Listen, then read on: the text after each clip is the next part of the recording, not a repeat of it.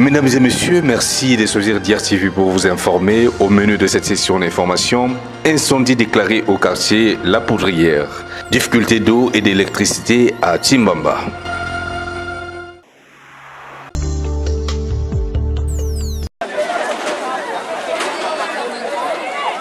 Climat morose au quartier Poudrière dans le 3e arrondissement Tiétié. 3 habitations en planches éclatées ont été consumées par les flammes d'un grand incendie survenu le vendredi 3 mars 2017.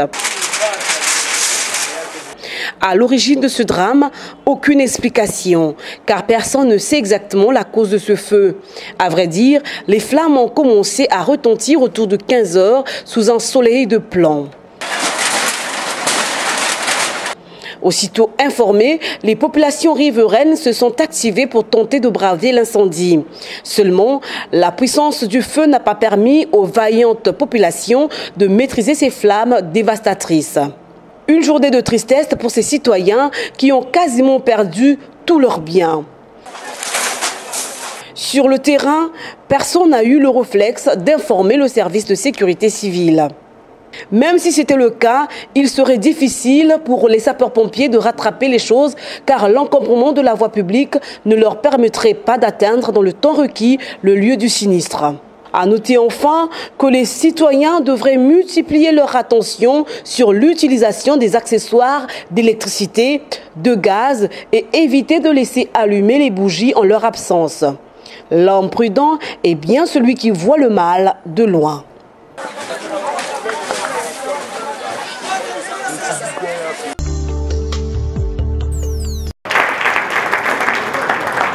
Après Douala, l'année dernière, Pointe-Noire a eu l'honneur d'abriter, vendredi 3 mars 2017, la 3e édition du dîner-débat des femmes dirigeantes. Comment concilier vie privée et professionnelle a été le thème de cette édition. Événement rehaussé par les présences du docteur Rosalie Kama Nyamayuwa, ancienne ministre, enseignante et chercheuse. À ses côtés, on a noté la présence d'autres femmes remarquables par leur savoir-faire, aussi bien dans le monde du travail que dans leurs foyers conjugaux. Parmi elles, on peut citer Madame Ovaga de Mten et Madame Flore Congo Jardin, directrice générale de Délice Maillé. Un homme, pas de moindre, Georges Louembe, directeur des ressources humaines de Brasco, a accompagné ces dames à débattre sur les points relatifs à la question du genre au sein des entreprises. Madame Belle Loretta Téné, l'initiatrice de ces assises, a souligné dans son mot de bienvenue les raisons qui l'ont amené à mettre à jour ce concept.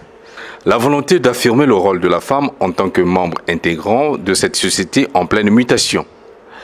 La tombola de la société Mten a été l'un des moments forts qui ont agrémenté ces débats. Merci.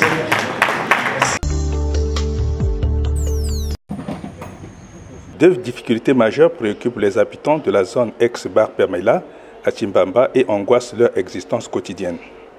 Le manque d'eau sectorielle dans cette zone nécessite une corvée de réserve de cette denrée dans des bidons de 25 litres. Véritable supplice pour ceux qui vivent dans les bas-fonds de ce quartier. L'eau est desservie par espace de jour, 3 jours ou une semaine sans eau, et chacun ne retient pas ses humeurs journalières. Quand coule l'eau au robinet, il faut bondir sur la première occasion pour s'en procurer, sinon attendre une seconde surprise. Les délestages permanents d'électricité, souvent les rues et les avenues du quartier baignent dans l'obscurité. L'éclairage public est absent dans certains recoins périphériques de ce quartier. Que de lampes parfois achetées pour pallier l'éclairage ménager ou l'usage imprudent des bougies. Ainsi va la vie dans cette zone du quartier, aux habitations construites pour l'essentiel aux normes architecturales dernier cri du XXIe siècle. Le vœu de ces populations qui gardent l'anonymat est de voir les pouvoirs publics installer des forages d'eau potable pour soulager ce calvaire social.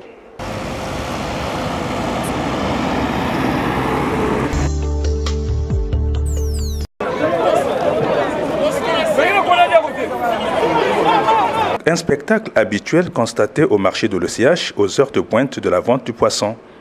La présence de ces véhicules immobilisés sur le boulevard Charles de Gaulle à l'intersection de l'avenue Jean-Félix Chikaya. Une ambiance socio-économique qui donne l'impression d'une bagarre de rue. Une bousculade pour obtenir en premier les bacs ou sacs de poissons. À ce rendez-vous du poisson, chacun veut acheter à un prix abordable pour se faire une bonne recette. Ajoutez à cela la vente à la criée des acheteurs capables de casser le prix au dos d'une concurrence déloyable. La raison municipale a triomphé sur le recul du temps, avec ce lieu du marché considéré comme un véritable centre d'attraction commerciale, lieu où l'on rencontre des acheteurs, vendeurs venant des quartiers et des arrondissements de la ville. Ce cadre socio-économique, boudé à sa création par les populations, a égalé par son audience et l'afflux de sa clientèle quotidienne l'ex-grand marché central de Pointe-Noire. Un espace de poissons qui alimente les autres marchés de la ville en produits halieutiques, frais et garantissant la santé alimentaire des citoyens. C'est devant leur ancienne entreprise que ces ex-travailleurs de BAB ont manifesté leur indignation. Le syndic liquidateur avait promis payer leurs droits ce vendredi 3 mars, mais malheureusement en vain. Très remontés, ils ont profité de notre micro pour interpeller les pouvoirs publics à faire face à leur misère. Nous revendiquons les droits. Ça a été, on a nommé un syndic liquidateur en place qui est en train de gérer cette affaire des droits. Mais c'est vrai que ça fait une année de cela. Nous attendons leurs promesses. Ils nous ont envoyé plusieurs fois en banque, ils nous ont promis beaucoup de choses. Pendant une année, effectivement, nous sommes en train de cheminer à la DCI, soit voir le juge Aïssa, soit Mme Aliongui. Et donc, tour à tour, c'est des va-et-vient. On ne comprend plus rien. Il y a beaucoup de promesses. Il y a des amis qui sont tentés de mourir. Les femmes sont tentées de mourir, les enfants et tout. Sous le regard, effectivement, du syndic. Donc, vraiment, nous interpellons le président de la République, le Premier ministre, le ministre de la Justice et le ministre de l'Industrie, qui connaît bien que nous avons perdu l'emploi. Et nous sommes là, vous regardez comment les gens sont devenus. Hein? Donc vraiment, nous voulons que ces autorités-là interviennent pour régler notre situation. Ils étaient 86 ex-travailleurs au total, ont-ils précisé, mais 15 se sont désolidarisés d'eux. Ils sont naturellement lourdement soupçonnés de corruption par le petit groupe resté solidaire et très en colère. On nous parle effectivement de 15 personnes qu'ils ont payées. Mais apparemment, quand on demande la liste, parce que c'est bien quand même bon de voir la liste, un tel a touché, mais la liste là, on ne la voit même pas. Donc pratiquement, il y a quelques personnes, 6 personnes qui sont plus avec nous, rattachées effectivement au syndic, qui sont sûrement de mèche avec eux, excusez-moi de le dire. Mais en fait, il y a certains de nous qui ne sont plus avec nous. C'est au téléphone. Quand on les appelle pour qu'on soit tous ensemble, ils ne viennent pas avec nous. Donc, rappelons que ces ex-travailleurs de BAB réclament leurs droits estimés à 300 millions de francs CFA depuis 2015, date de fermeture de l'entreprise.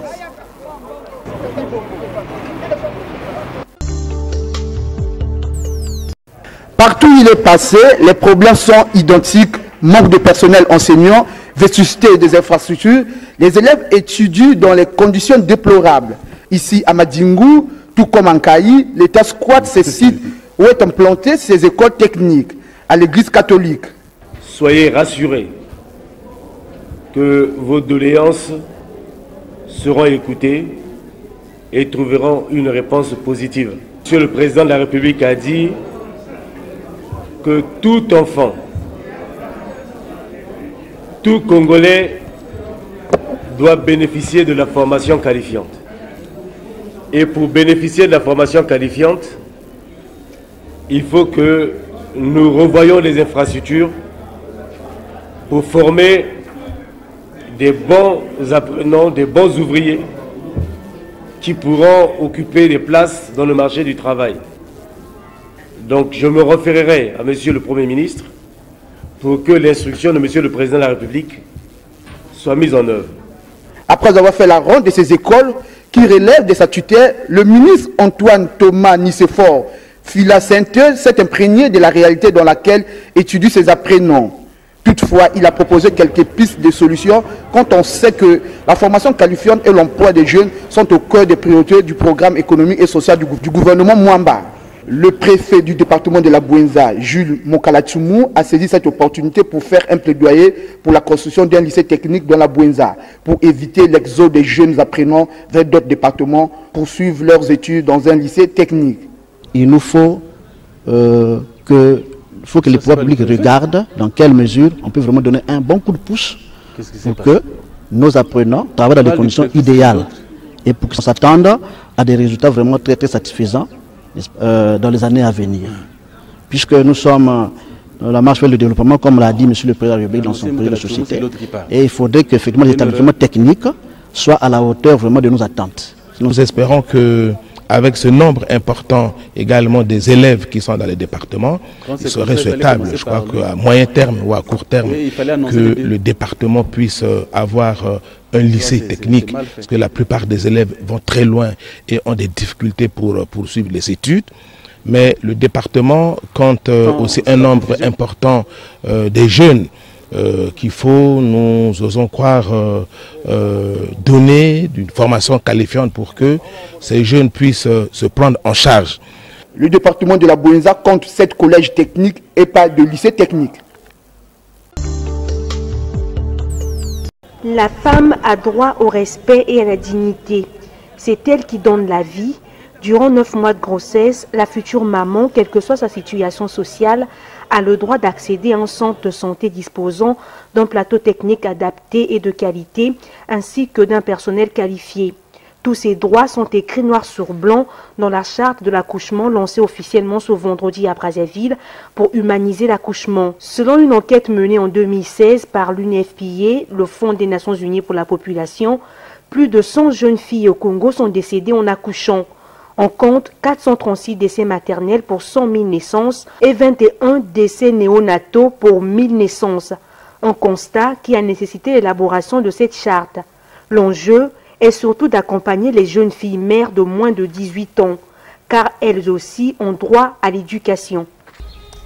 Cependant, si l'on pousse les questions de discrimination et de droit à l'accouchement, on retrouve une catégorie particulièrement sensible et qui nous réunit aujourd'hui. Je veux parler des jeunes filles de moins de 18 ans qui sont enceintes.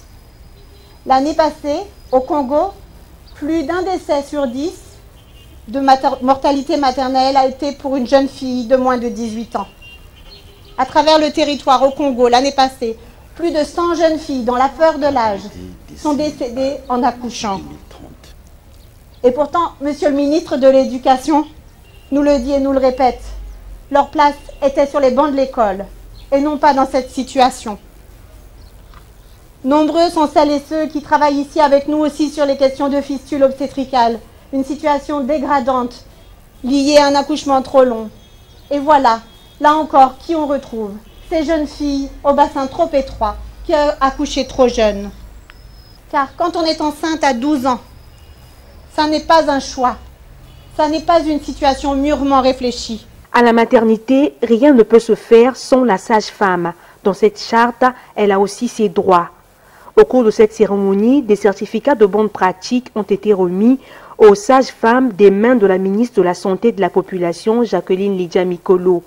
Anatole Coliné Makosso, le ministre de l'Enseignement primaire et secondaire, qui y était aussi, a à son tour remis les certificats de naissance aux jeunes filles mères.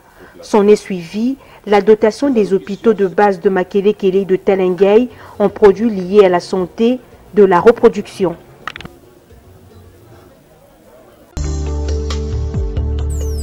Cette session qui s'est tenue en présence du secrétaire général de l'ONU, Antonio Guterres, a pour enjeu majeur de faire l'état des lieux de la situation des droits de l'homme dans le monde.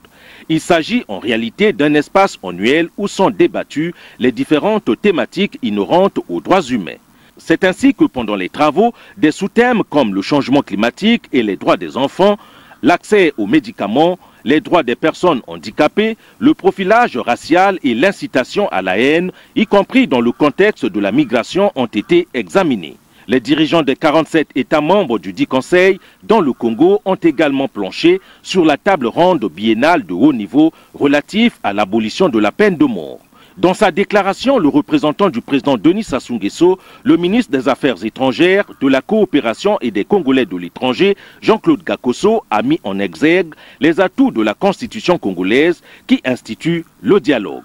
La Constitution de la République du Congo du 15 octobre 2015 a clairement fait le choix de la démocratie pluraliste comme socle des valeurs devant orienter le développement du pays et stimuler son épanouissement moral, culturel et matériel. Cette constitution, on ne le dira jamais assez, institutionnalise le dialogue et la palabre à travers la création d'instances authentiques telles que le Conseil national du dialogue, le Conseil consultatif de la société civile et des organisations non gouvernementales, le Conseil consultatif des femmes, le Conseil consultatif de personnes vivant avec handicap, le Conseil consultatif de la jeunesse. À ces innovations s'ajoute notamment l'abolition irrévocable de la peine de mort. Jean-Claude Gakoso a par ailleurs montré à cette assemblée les efforts déployés par le gouvernement congolais en faveur de la stabilité et de la paix. Le gouvernement du Congo a pour sa part et dans son contexte singulier pris une batterie de dispositions au plan interne pour maintenir un climat de paix et de concorde nationale en privilégiant le dialogue, la démocratie participative comme moyen de promotion du vivre ensemble et de renforcement de la démocratie. En marge de la 34e session ordinaire du Conseil des droits de l'homme des Nations Unies, le ministre des Affaires étrangères, de la coopération et des Congolais de l'étranger a eu des entretiens avec son homologue de l'Espagne. Jean-Claude Gakoso et Alfonso Dastis ont ainsi passé au peigne fait la coopération bilatérale entre le Congo et l'Espagne.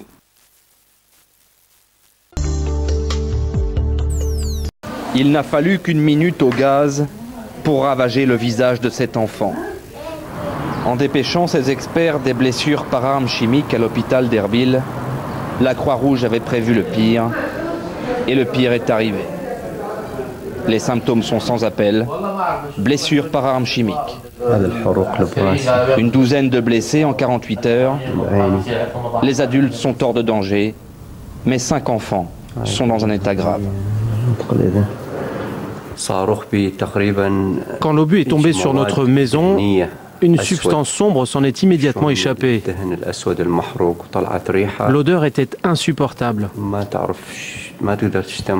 C'est ça qui m'a fait jaunir la peau. Pour le moment, la substance n'a pas été identifiée, mais à première vue, il pourrait s'agir d'un gaz incapacitant et non persistant. J'ai été blessé au visage, les larmes coulaient, et soudain, je ne voyais plus rien. Mais qui utilise les armes chimiques? C'était un obus sur notre maison. C'est Daesh qui a tiré? À votre avis, qui d'autre? L'utilisation de l'arme chimique était aussi redoutée qu'attendue par les acteurs de la bataille de Mossoul. Mais pour la première fois, son utilisation a été constatée par une organisation indépendante. Un épisode qui fait encore monter d'un cran la brutalité du conflit. L'histoire d'un enfant modèle, témoin des injustices subies dans son entourage et qui promet de rétablir l'ordre en s'engageant en politique à l'âge adulte. Reis, le chef en turc, est le premier film biographique où l'on découvre Recep Tayyip Erdogan présenté comme un véritable héros des temps modernes. On ne meurt qu'une fois, autant mourir comme un homme.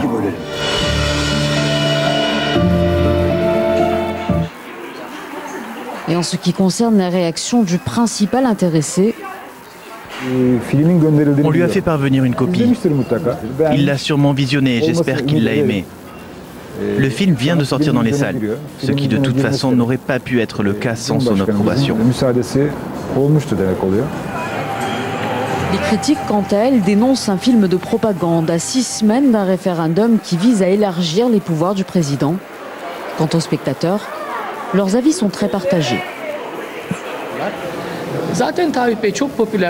On le voit déjà tous les jours, toutes ces interventions sont retransmises en direct sur toutes les chaînes. Moi je pense qu'on le voit trop, Erdogan. Ce serait mieux s'il faisait en sorte de nous manquer.